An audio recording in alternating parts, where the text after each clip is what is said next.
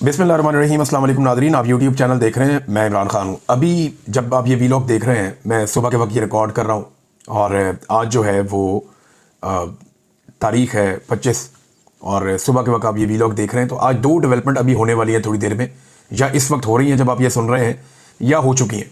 ये बड़ी डेवलपमेंट्स हैं। इनमें एक तो ये है कि इमरान खान साहब का केस लगा हुआ है और ये इस्लामाबाद हाई कोर्ट में है। 8 महीने इमरान खान साहब के वकला ने कोशिश की उनका केस लग जाए। ये एक्चुअली एक केस नहीं है, दो केसेस हैं इमरान खान साहब के, जो दोनों ही नहीं लगने दिए जा रहे और दोनों में टेक्निकली इमरान खान साहब को परेशान किया जा रहा है। एक तो अलकादर यूनिवर्सिटी वाला केस है जिसमें इमरान खान साहब के खिलाफ फैसला दिया गया था, क्योंकि अडियाला जेल में जो भी अदालत लगती है, जो भी जज आता है, उसको मजबूर किया जाता है कि वो इमरान खान के खिलाफ फैसला दे। तो वो पहले भी फैसले खिलाफ आते रहे हैं, अब भी आइंदा खिलाफ ही आएंगे ऐसा लगता है। बहरहाल इमरान खान साहब के खिलाफ जो अलकादर यूनिवर्सिटी वाला केस आया था, वो उसमें जमानत करवाना चाह रहे थे, क्योंकि उसी एक केस में इमरान खान साहब गुज़िश्ता कई महीनों से गिरफ्तार हैं। अगर वो जमानत हो जाती तो 8 महीने तक उसको लटकाया गया मामले को, और 8 महीने तक लटकाने के बाद पीटीआई ने बहुत कोशिश की, उनके वकला ने बहुत कोशिश की, तो अब आज के दिन में वो केस लगा हुआ है। आज के दिन तक इमरान खान साहब की जो गिरफ्तारी है जेल के अंदर, वो सिर्फ एक मुकदमे में है और वो यही मुकदमा है। अगर आज इमरान खान साहब को बेल मिल जाए तो वो एक आज़ाद आदमी है, वो बाहर आ सकते हैं। लेकिन जो पैटर्न है वो ये बता रहा है कि जैसे ही इमरान खान साहब का एक केस खत्म होने लगता है तो पहले दूसरे में सजा दिलवाई जाती है, फिर पहले वाला केस खत्म किया जाता है। तो अब सजा किसमें दिलवानी है, वो एक मुकदमा बहुत तेजी से चलाया जा रहा है अदालत में, और जो मुकदमा अदालत में तेजी से चलाया जा रहा है वो तोशाखाना 2 है।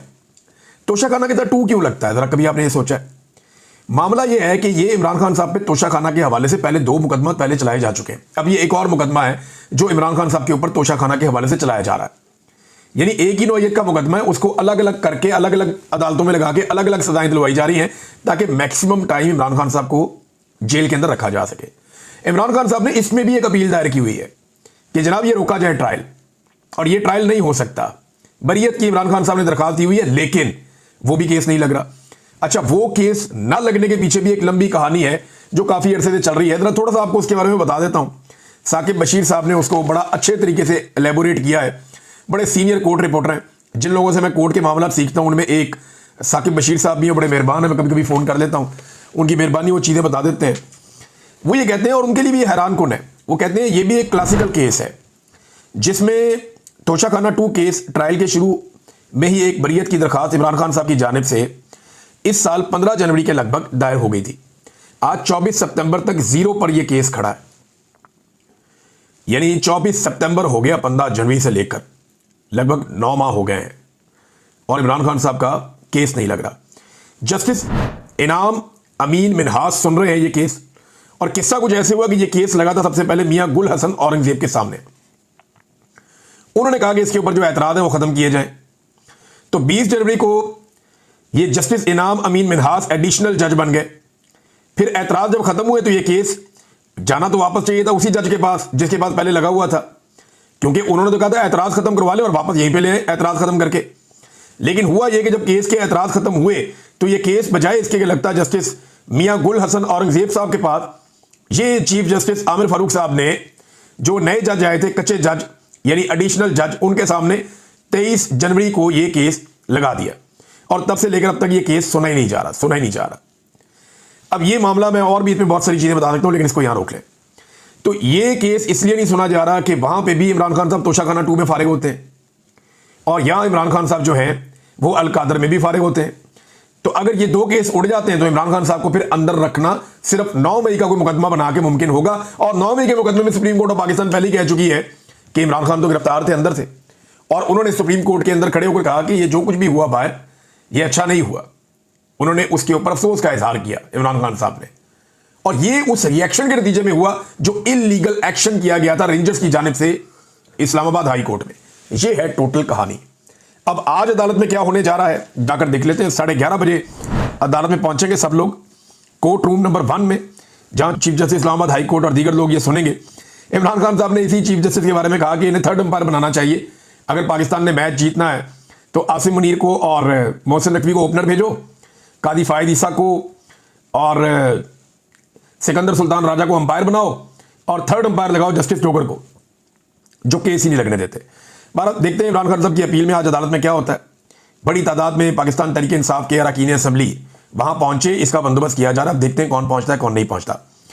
दूसरी नाजरीन बड़ी खबर आज की एक और है, ये खबर जरा आप देखिए। ये एक होने जा रही है गोल मेज कॉन्फ्रेंस वकला की। ये 2 साल पहले भी हुई थी। गालिबन ये उस वक्त हुई थी जब मैं या तो ISI की कैद में था या मैं नया नया बाहर आया था, क्योंकि मुझे कुछ याद नहीं है इसके बारे में। मैं खबरें नहीं भूलता, मुझे 15 साल पुरानी खबर भी याद होती है। लेकिन ये खबर अगर मेरी नज़र से नहीं गुजरी तो इसका मतलब ये है कि या तो मैं उस वक्त ISI की कैद में था, या ये उस वक्त हुई या उसके बाद उस वक्त हुई जब मैं खबरें नहीं देख रहा था, मुझे आइडिया नहीं था, मैं बीमार था। तो नाज़रीन 26वीं आईनी तरमीम, इस्लामाबाद हाई कोर्ट में आइन और कानून की पामाली, अदलिया के वकार की धज्जियां बखेरने की साजिश और आज़ाद अदलिया का गला घोंटने की जो कोशिशें हो रही हैं, उनके खिलाफ वकला की एक गोल मेज कॉन्फ्रेंस हो रही है। अब इस कॉन्फ्रेंस में कौन कौन है, ज़रा ये नाम आप देख लीजिए। सरदार लतीफ़ खोसा, एतजाज़ एहसन, हामिद खान, पूरी तहरीक इन्होंने चलाई थी।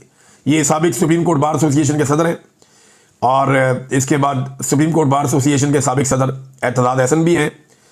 इसके बाद अली अहमद कुर्द, ये भी सुप्रीम कोर्ट बार एसोसिएशन के साबिक सदर हैं। मुनीर मलिक, ये भी सुप्रीम कोर्ट बार एसोसिएशन के साबिक सदर हैं। फिर बैरिस्टर अली जफर, ये भी इसी ओहदे पर रह चुके हैं माजी में। और काजी अनवर, ये भी साबिक सदर सुप्रीम कोर्ट बार एसोसिएशन रह चुके हैं। ये बड़े सीनियर वकला हैं। इनमें से 6 ऐसे हैं जो साबिक सदर हैं सुप्रीम कोर्ट बार एसोसिएशन के, और लतीफ़ खोसा साहब साबिक गवर्नर भी हैं, और आप उन्हें अच्छी तरह जानते हैं, वो बहुत सारे ओहदों पे काम कर चुके हैं। तो ये तो है चंद सीनियर वकला। बाकी जो वकला हैं वो आपको वहां नजर आ जाएंगे। तो ये गोल मेज कॉन्फ्रेंस होने जा रही है इस्लामाबाद में आज के दिन में, सुबह 11 बजे से लेकर शाम 5 बजे तक ये जारी रहेगी। 6 घंटे ये वकला बैठेंगे और वहां से कोई लायामल लेकर निकलेंगे। शाम को जो इनकी प्रेस ब्रीफिंग है उस पर मैं आपको बताऊंगा कि इन्होंने क्या फैसले किए और मामला किस तरफ जाएगा। बहरहाल ये इस्लामाबाद में होने जा रही है। अब इसका रिजल्ट देखते हैं कि क्या निकलता है। इमरान खान साहब का एक स्टेटमेंट भी है, वो स्टेटमेंट चले बाद में आपके सामने रखता हूं, लेकिन पहले आप ये देखें कि पाकिस्तानी जो है ना, वो अब डोनाल्ड ट्रंप के सामने बिछे हुए हैं। पाकिस्तानी हुक्मरान शहबाज शरीफ साहब के बारे में, यानी वो किसी के साथ हाथ मिलाते हैं ना तो फौरन दोनों हाथों से हाथ पकड़ लेते हैं और मुस्कुराते हैं। एक उजलत का शिकार है, एक ऐसा लगता है कि हरबौंग मची हुई है, और एक बहुत ऐसा लगता है शहबाज शरीफ साहब उसको खाना चाह रहे हैं या अपने अंदर समोना चाह रहे हैं उस आदमी को। हर आदमी के फैन बन जाते हैं जाके। एथोपिया का कोई सरबराह मुमलिकत मिल जाए तो उसके साथ, रवांडा से मिल जाए उसके साथ, नाइजीरिया से मिल जाए उसके साथ, किसी छोटे मोटे सेंट्रल एशिया का मुल्क का मिल जाए उसके साथ, नेपाली, श्रीलंकन, कोई भी। ये शहबाज शरीफ साहब एक अजीबोगरीब किस्म के फोबिया का शिकार है। इनके अंदर बिल्कुल ठहराव और एतमाद नहीं है जो हुक्मरान के अंदर होना चाहिए। और मजे की बात यह है कि टाउटों की ड्यूटी लगाई गई है कि जैसे ही शहबाज शरीफ किसी के साथ हाथ मिलाए, आपने रोला डाल देना, लो जी मुल्क की इज्जत होगी, मुल्क की इज्जत होगी, मुल्क की इज्जत होगी। भाई क्या पाकिस्तान जैसा मुल्क जिसके पास एटमी कुव्वत एक सलाहियत है, पाकिस्तान के पास दुनिया में बेहतरीन, पाकिस्तान के पास एसेट्स मौजूद हैं, वसाइल बहुत ज्यादा हैं पाकिस्तान के पास, दुनिया की एक